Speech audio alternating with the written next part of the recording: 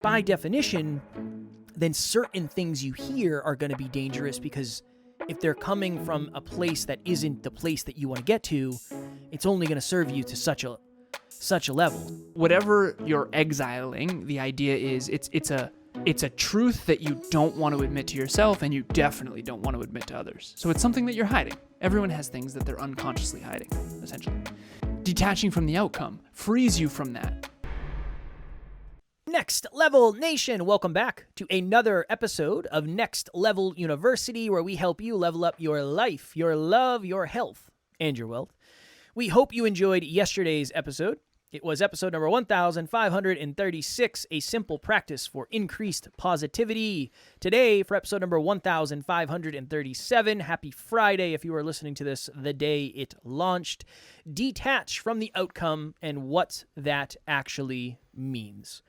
I believe the first time I ever heard this might have been in the 7 Spiritual Laws by Deepak Chopra. I think that was in there somewhere. I was listening to a lot of Sadhguru, 2018, 2019, I think, 2019, 2020.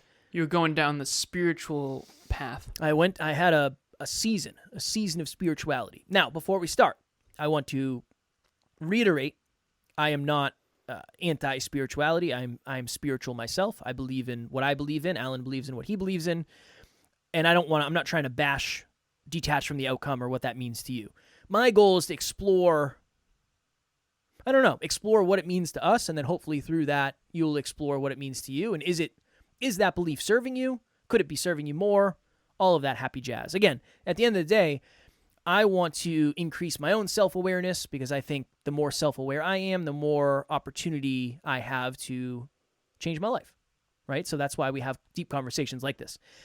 So I did a video recently for social media, and that's where this thought came from, because I actually had a moment where I said detach from the outcome. And I said, interesting. I don't know if I've ever said that before, but it was under the context of fear chasing. So if you've heard me talk about fear chasing, you've probably heard me say, I don't care about the result, I care about the effort.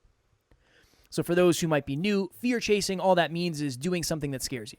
So going intentionally, yeah. Asking someone out even though you're afraid of getting rejected. I was on a podcast recently and they said, when I used to go to the grocery store and I'd be in the checkout line, I would ask them if they could give me a discount. And he said, I knew they most likely weren't going to be able to give me a discount, so I knew I'd probably get rejected. That was my version of fear chasing. And I said, that's a really good version of it. When you're fear chasing, the result almost doesn't matter at all, because the result is feedback that you never would have gotten if you didn't do the fear chasing in the first place. So I caught myself in this video saying, well, detach from the outcome. The effort matters much more than the outcome does. And that just got me thinking, is detach from the outcome an empowering belief for you? Is it going to allow you to do things that maybe you would have never done before? I would say that's positive. Where I have a block around it, I find, is anytime someone says that to me, I immediately think, well, if I do that, I'm almost allowing myself to do bad. I won't say do bad. To not do well at something because I don't care whether I do well or not. Yeah, it gives you permission. It gives some people permission to be ineffective. That's my thought. Like, if you want to lose 10 pounds in 10 weeks, like you and I did for that challenge, that weight loss challenge. Yeah. If we detach from the outcome and we feel like eating pizza, we would just eat pizza. Right. Which I did, and that's why I actually had to do a marathon 3 days out. And I didn't. I was hyper-focused on the outcome. Which is why you got the outcome. And I was miserable, too. So that's another piece of it. One of the things that I find, I actually believe in this more than I used to, but it's very specific, and it needs to be, just like anything, you have to apply it properly. If you have no control, one time I was dating someone and you said, it doesn't have to be her. And I was like, oh. And it kind of freed me a little bit from this unconscious belief that it needed to be her. And this was years and years and years ago. So I think that that's an empowering version of detach from the outcome. Because What I do in coaching often is I try to find people's deepest fears. My coaching sounds terrible. Oh my God. Usually. But once you face the deepest fear, we call it an exile in internal family systems. And a better way to describe this is it's the thing that you don't want to admit to yourself, but deep down, you know it's true. And you definitely don't want to admit it to others. So one mini example of this would be Kevin not wanting to really own the fact that he's short and not wanting to take a photo next to... You talk about your damn self. Why is it always Kevin? Because it's a good example. He talks about it. He's like, this is the thing that really, the exile is the deepest pain that this person experiences. Kev, for Kev specifically. No. But I said this is a mini one. I know. This is a mini one. You've talked about it. Just so everyone knows. So everyone knows. Kevin has talked about this before. That's why I'm doing that. If you're just listening, this is your first episode, Alan seems like a bad person. Alan is not a bad person. I promise. So if there was ever a part of Kevin that was in denial of whether or not he was short, that would be something he had trouble admitting to himself. Yes. And then on top of that, he doesn't want to necessarily admit it to others. And so whatever you're exiling, the idea is it's a truth that you don't want to admit to yourself, and you definitely don't want to admit to others. So it's something that you're hiding. Everyone has things that they're unconsciously hiding, essentially. And where was I going with this? Oh, detaching from the outcome frees you from that. For example, if Kevin said, you know what? I don't really care if I'm in a photo with someone tall and that it reveals that I'm short. I don't need to be seen as tall. See how you're detaching from an outcome? Okay, that's where it's empowering. I believe it's empowering. Okay, another example. I have another client who was in a toxic relationship, and she was fearful that she would end up alone. Okay, detach from the outcome of needing to be with this person. And now all of a sudden, they don't control you anymore, and now you're empowered. It's that. I think it makes sense with relationships. I think it makes sense. Another example of this would be, imagine you have in-laws that don't approve of you. Detached from the outcome, you don't need their approval. Now you can be your true self, and ironically, they'll probably approve of you. And you'll stop contorting yourself into being this perfect version of you that's not real. And so I think on those things, it's very, very empowering. When it comes to external results that you're in control of, like fitness goals or financial goals or career goals or tangible goals, detaching from the outcome is probably disempowering. But again, I'm still exploring. That's why, again, this is one of those episodes where it's up in the air, because I definitely see the benefit. I went to visit a friend recently, and I said I was going to be there at 5 or 6. I don't remember what time I said I was going to be there at. But I ended up leaving a little bit later, and I looked at Waze when I left, and I knew I was going to be late. And in the past, I would just ruminate about that the whole time. It's like, I'm going to be 6 minutes late. Let me see if I can get that 6 to 5 to 4 to 3. And I just said to myself, you're going to be late. You're going to be a few minutes late. It's not that big of a deal. Well, here's the thing. If you're late, then what? This is like a really good exercise that I do in coaching all the time. If I'm late, then blank. It used to be what was the old narrative? I'm in trouble. Okay, and if I'm in trouble, it'd be nice if I could talk tonight. It would. Hey, I would like a refund for this coaching session, please. Yeah, for sure. You know what I mean? Sure. I'll send it over back through PayPal. If you are in trouble, then blank. There's scarcity. Okay, if there's scarcity, then blank. What does that mean about you? I'm going to end up broke. Okay, and if you end up broke, then blank. That means what? Life is bad. And if life is bad, then blank. This is fear chasing internally. So what Kevin was talking about was fear chasing externally. Looking people in the eyes in the grocery store. Don't creep people out, by the way. Yeah, don't. Kevin used to do that. He used to go down the halls of grocery stores just staring at people, seeing if they would look him in the eyes. No, you gotta understand the social cues. Because if somebody looks at you the wrong way, it's like, all right, maybe you're not the one to. Maybe I don't practice this with you. Yeah, one of them is ask someone on a date that you've been meaning to ask on a date, or hey, do you have a boyfriend, or do you have a girlfriend, or whatever. My fear chasing was, Emilia, true or false? Are you in a relationship? That was a DM that I unsent several times prior to being with Emilia. And she said yes, in a relationship with myself. And so fear chasing is external, the way Kevin was describing it in the beginning. What I'm talking about is called fear setting, which is go through worst case scenario and realize, oh, okay, worst case scenario, I'm broke. Okay, let's do it. Now you're free. Now you can detach from the need to be on time, which is why I'm always late. I'm kidding. I'm kidding. Really good pitch for being late. Yeah. But here's the thing. See how dangerous that is if I'm always late because I'm constantly detaching from outcome? Because if you're always late, you're going to have a bad reputation. If you have a bad reputation, you're going to get less coaching clients. If you have less coaching clients, you're going to be less successful. So you got to kind of play this game in your head and figure out what narratives you're running and try your best to decide in advance what's the most optimal level of detachment, so to speak. The benefit for me was I was going to see Matt. Matt's an entrepreneur. Matt understands that I'm not going to be there at this exact time I said, most likely. Mm-hmm. So that helped me detach from the outcome that I determined had to be the outcome, not somebody else did.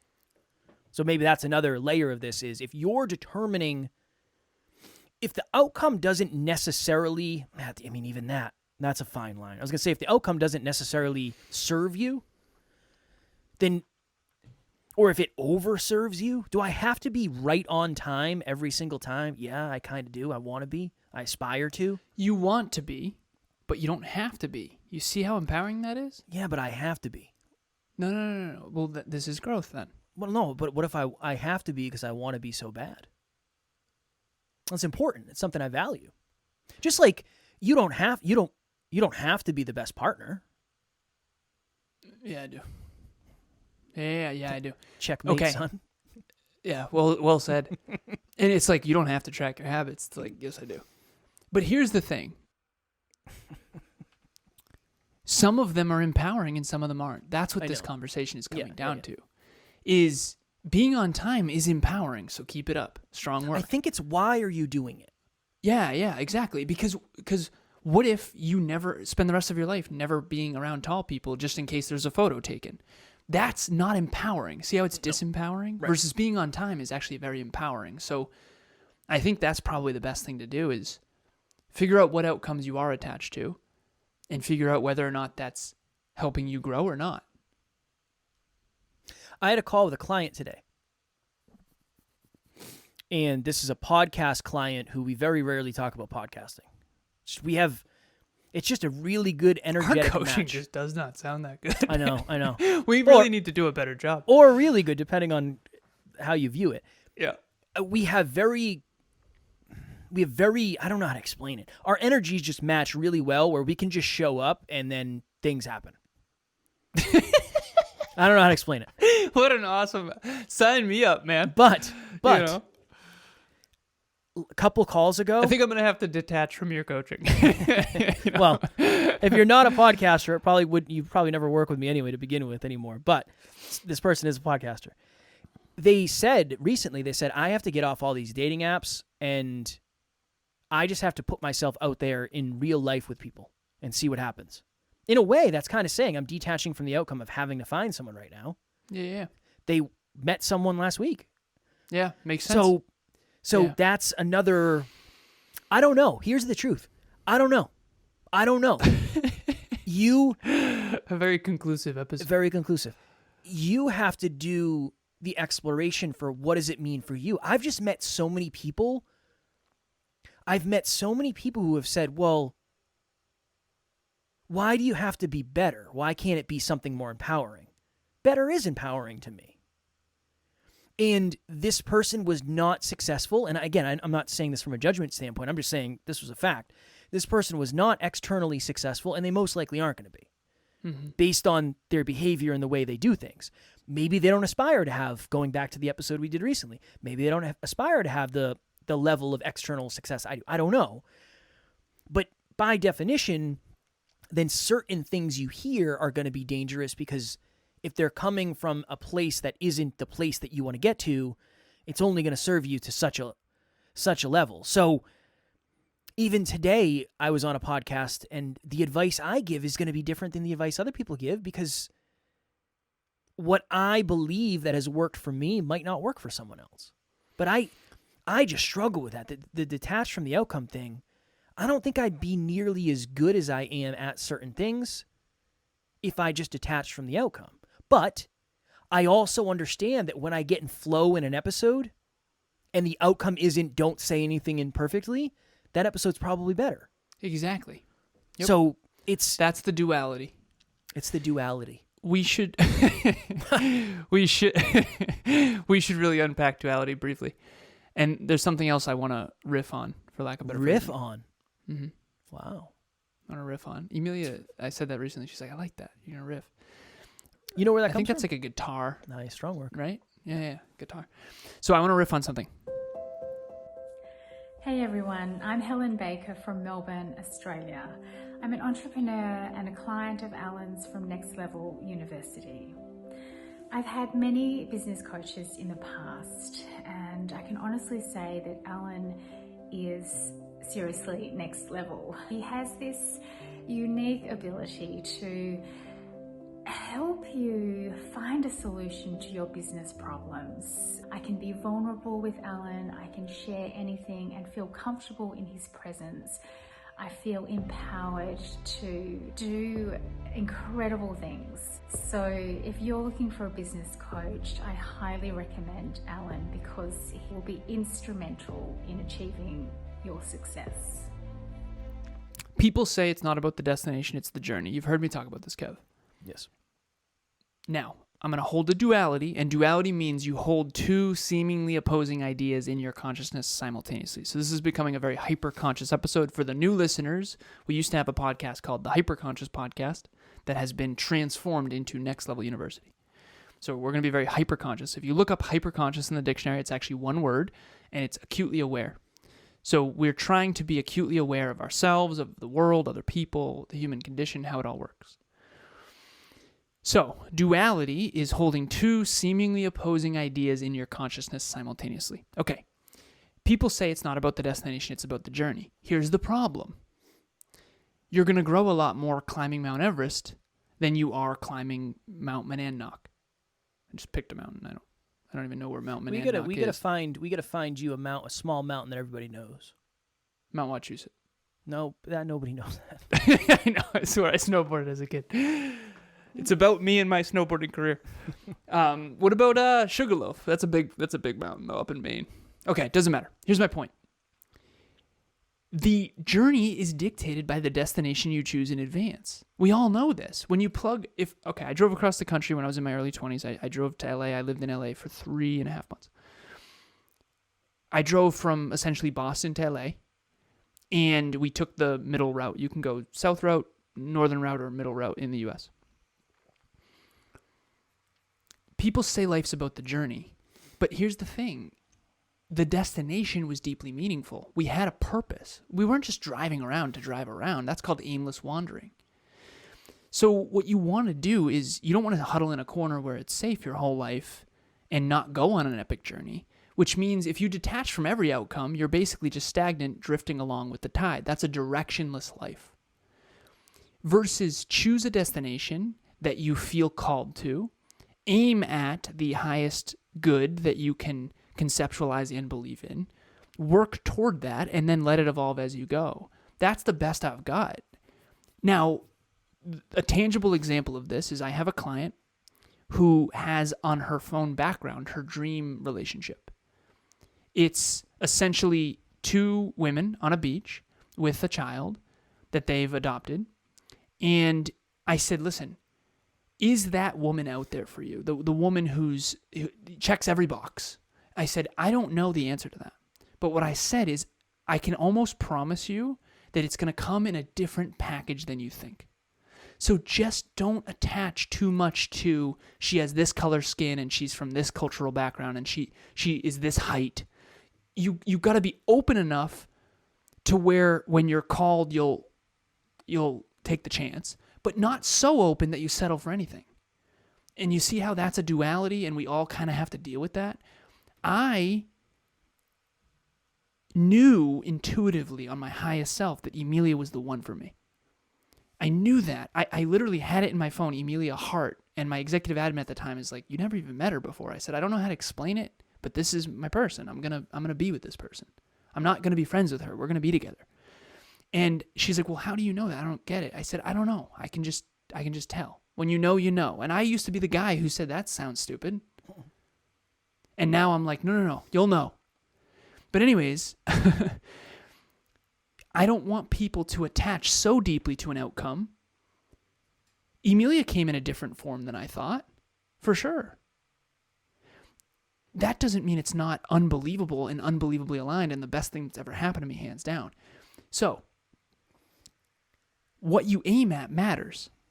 But if you attach so tightly, you're going to put on blinders and forget to live and not explore. But if you aim at nothing and all you do is explore, you're basically carefree wandering, which sounds romantic, but trust me, those people are very lost. And I'm not trying to be unkind. I've coached them. Being lost sucks. I've been lost. And I've been directionless. And I always had goals, but I didn't understand my purpose. I didn't understand my calling. I didn't understand my mission. I didn't know why I was here or what I was doing. And it was just awful. So I think the last philosophical thing I'll share is life is a constant dance between two extremes. And one extreme is you're completely lost and carefree wandering and you have no standards about anything and no direction. And the other one is you have strict, attached to every outcome, direction, from Boston to LA on this specific route. And I think that everything is a dance between those two extremes, and hopefully that's helpful and not just massively overwhelming. I don't know the answer. I have a lot of thoughts, but I don't know the answer. I have found, at least from studying humans and talking to a lot of humans, that usually the detach from the outcome is someone who is really, really aware internally. Usually that advice it comes from a spiritual place. Someone who's just done so much inner work, but doesn't always have external results. Well, maybe they value inner peace and inner alignment more than they value external results. That would be my next level nugget, is just like everything else, you have to run it through the filter of what matters to you. When we're hosting an event, I will never detach from the outcome. I don't want to. Because I think that's a recipe to give everybody who attends not a good experience. For me, it's important to cater an outcome to other people's expectations. Yeah, it's like, how should we set up the tables? It doesn't really matter. Yeah, right. I can't get with that. Yeah, it's fascinating. But if I say, well, let me detach from the outcome that I have to get every word right on stage or I'm not a good speaker. Yep. That could be empowering. Mm-hmm. I don't know, because my level of standard for speaking is very high, so maybe that doesn't apply to me. But if you're... Which one would make you a better speaker? Probably not detaching from the outcome. Because Okay, I'm going to do well, it anyway. Then do that. But, and here's where the layers are. And this will be my next level nugget in a long, drawn-out way. If you've never given a speech before, going back to my original point, you should probably detach from the outcome of, I really hope I get a standing ovation. Because if you don't, it doesn't mean you didn't do well. You should give yourself a pat on the back for doing it in the first place. So I think it's all contextual. I'm grateful that we get to do a full episode where we can dive into it and explore, and it's not just a one-line post on Instagram that says detach from the outcome, because like anything else on Instagram or any one-liner, I don't know if there's any one-liner that could possibly encapsulate so many layers of truth and awareness and opinion and personalness. So that's my next level nugget. Also, if you enjoy these episodes where we do like super hyper-conscious, let us know, because there's a piece of me that misses this so very much. Yeah, it's fire. But I also don't know if it's valuable at all. I think it is. I want to think it is. So feedback is always welcome. And we are detaching gentle. from the outcome, but also attaching to the outcome of your Yes. experience. And I think that that's fascinating too. It's like Kevin and I can't just jump on the mics and only talk about what we care about because we care about our listeners. But we can't only ever cater and contort to what the listeners want, because then we're not ourselves. So I think that's the most empowering thing in the world. Is it's a harmonization of the two. It's a duality. You can have big goals that you're attached to, knowing that they're going to take shape differently than you hoped, and that the approach is going to be different than you thought. And that there will be persons, places, things, and ideas that you need to be open to along the way that you didn't anticipate, while also knowing, hey, I got to get my butt in the gym if I want to hit my goal. And I think that that's life, right? And so what I've found, and this is my next level nugget, is to Kevin's point, I think this was profound. When I was the most spiritually aligned, I had a lot of internal peace, I really did, but I was also broke, and I was struggling, and I wasn't that successful. When I was the most detached from external outcomes, I was at a very high level of inner peace and inner work, but I really was losing in the marketplace. And I'm not just saying that. It's vulnerable for me to share that, but I'm afraid that people are going to associate spirituality with not being successful. I'm not saying that. You can be both. But if you're only focused on inner peace, you're going to have a lot of inner peace and probably not a Lamborghini. And that's okay.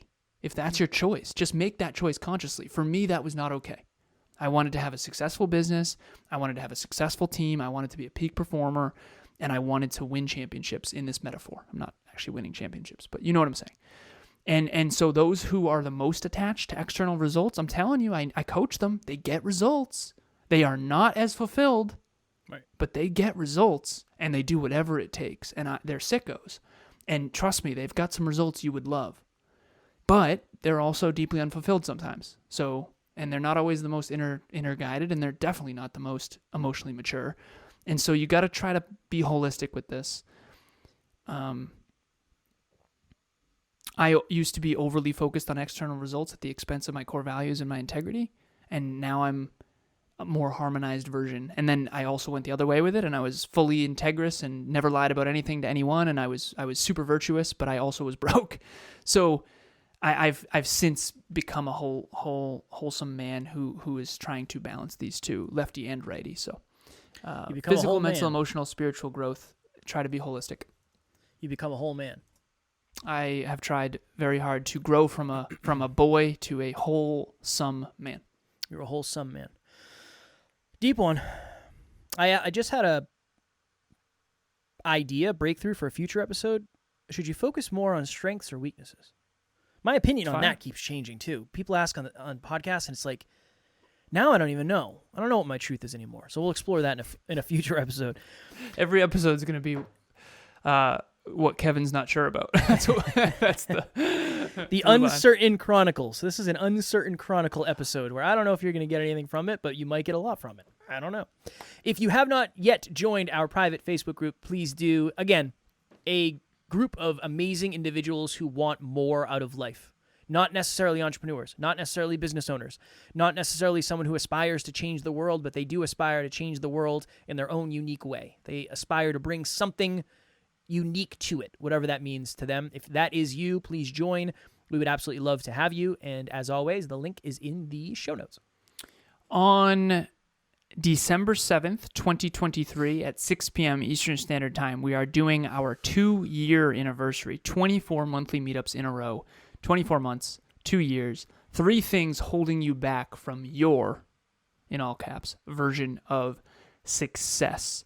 So we will explore strengths and weaknesses in that. We will explore most likely detaching from outcome, tracking habits, the 3 things that we know are holding you back from your unique version of success. At the end of the day, these meetups are a way to meet other like-minded people for free that are also listening to this show who aspire to bigger, better, brighter futures. And we hope to see you there. You can participate as much or as little as you'd like. Please register. The link will be in the show notes. Tomorrow for episode number 1538, Not Everything is Important. Alan recommended this episode based on a conversation he had. So tomorrow we will talk about that. As always, we love you. We appreciate you. Grateful for each and every one of you. At NLU, we do not have fans. We have family. We will talk to you all tomorrow. Detach from those outcomes. Kind of. Next Level Nation.